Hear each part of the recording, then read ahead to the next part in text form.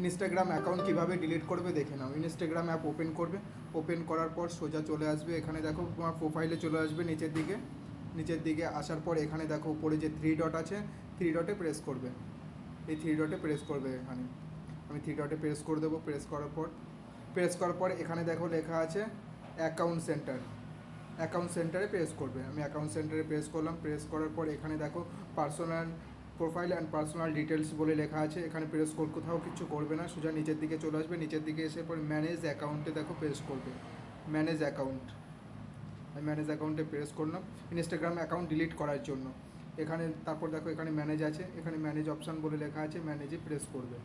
আমি ম্যানেজে প্রেস করলাম। প্রেস করার পর এখানে ডিঅ্যাক্টিভেশন আর ডিলেশন, এখানে ডিঅ্যাক্টিভ করতে পারবে। এখানে তোমরা কিছুদিনের জন্য ডিঅ্যাক্টিভ করতে পারবে, বা এখানে পার্মানেন্ট যারা ডিলিট করতে চাও তাদের জন্য এখানে প্রেস করবে প্রথমেই।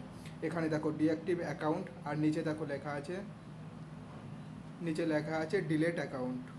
এখানে দেখো বড় করে এখানে লেখা আছে ডিলিট অ্যাকাউন্ট। তোমরা ডিলিট অ্যাকাউন্টে প্রেস করবে।